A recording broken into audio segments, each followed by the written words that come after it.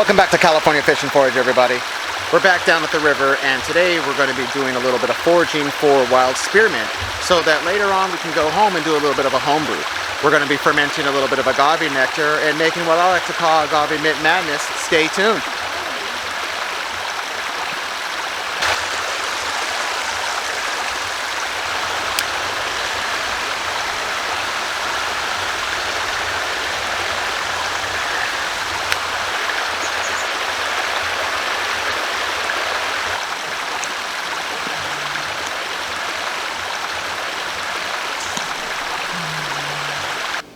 Welcome back, guys. Let's go over our ingredient list. First off, we harvested a good amount of mint here.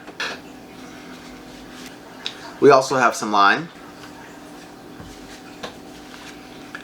a couple of tea bags, agave nectar, that's going to be our main fermentable. Of course, we need water. And last but probably the most important ingredient is our yeast. And today we're going to be using a little bit of Lavalin 71B, or some might know it as 71 Beast. We also have some other brewing equipment that we might be needing around later on. We have a little bit of a scale set up here. And what you don't see, but sitting right next to me here, is a big tub of sanitation liquid. And that is very, very important. Sanitization cannot be overstressed enough. Without the proper sanitization, your brew is most likely going to go bad, or if it doesn't go bad, it's just going to have a really funky smell or taste. Take the necessary steps, use the right sanitation stuff. I use Star San, but go to your local brew shop and they can get you set up with any sanitization that works best for your needs. So we're going to get into this in just a second here. We're going to pull out all the rest of our equipment out of the sanitization liquid, weigh our mint out, and then we'll get right into making this drink. Stay tuned. Some of the brew equipment that you're going to need for this: hydrometer and a cylinder. This is going to be used to measure the amount of sugar and also the potential alcohol in your brew.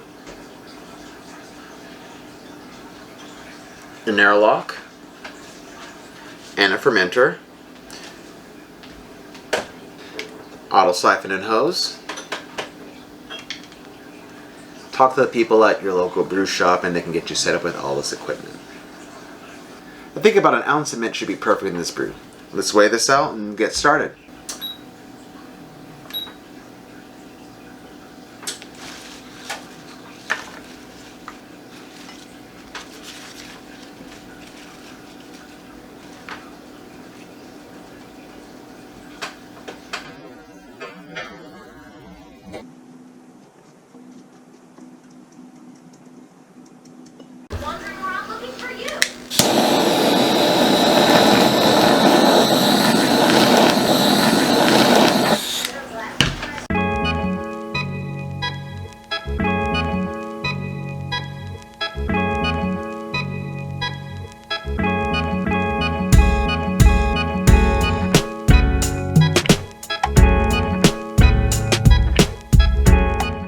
Alright guys, we've boiled our mint and our lime.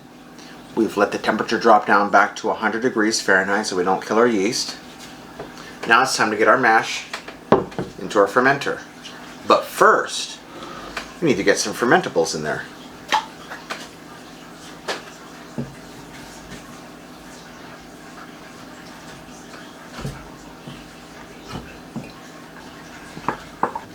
Now that we got our agave syrup in our fermenter, let's add our must. Alright, now we're going to use our auto siphon and transfer our must into our fermenter.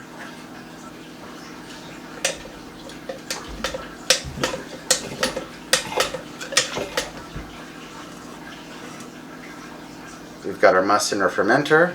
Now all we need to do now is just agitate all this up, get some oxygenation in here. Oxygen is very, very, very important in the first stages of fermentation. You want your yeast to be able to have some oxygen so they can start building up their colony, multiplying, and then once they use up all their oxygen, they go into anaerobic respiration, and then that's when everything happens. They start to produce more CO2, they start producing what we really want, oxygen, and then more importantly, we're going to see this little air bubble start bubbling, and that's our key to know that everything is going good. And then all we have to do is sit back, wait, our job is done, Let the yeast do all the work for us. Give it 2 weeks and then everything will be gravy.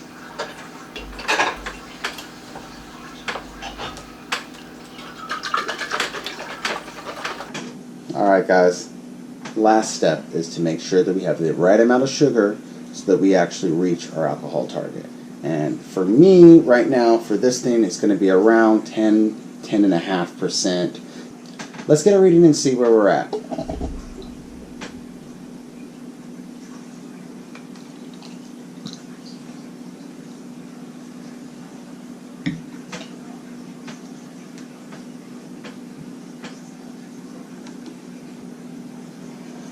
One point zero 1.070. So what that means is right now we are sitting at about 10% potential alcohol.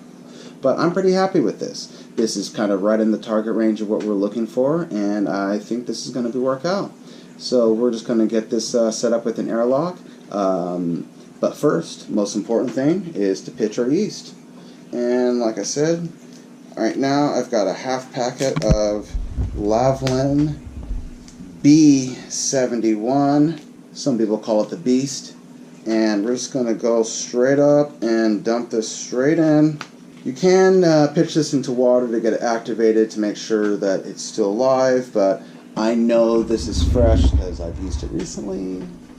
And we're just going to go right in here.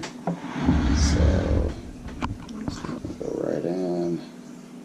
And then this is called pitching the yeast. We're going to pitch the whole half packet, the remainder of this. We're going to pitch a half packet of yeast, which is approximately 2.5 grams. Now, before we shake this up and put an airlock on, we're going to give a little bit of a taste test. Just to kind of an idea. I know this is going to be overly sweet, but just have an idea of where the mint and the lime and the agave is going to kind of have a preview. This has all been sanitized. This is all clean, so this is safe to just pour right back in here. Not going to have a problem doing that.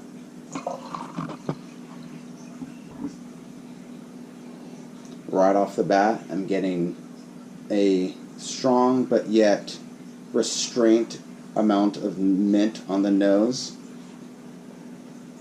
There's a little hint of lime on the back note. And like a touch of sweetness. Nothing like over the top. Beautiful color already. I can't wait to see what happens when this ferments.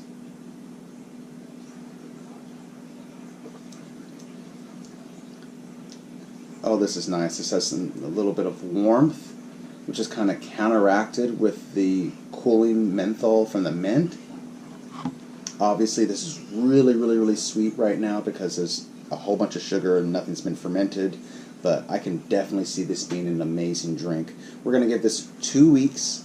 We're going to come back and check on it, see what happens. So here we have it. We've got our airlock on. We've got everything going. So we're using a little bit of our sanitation fluid in here. We'll come back when this airlock is starting to bubble. We'll show you a little bit of the fermentation. And then, like I said, we'll see you in just a little bit.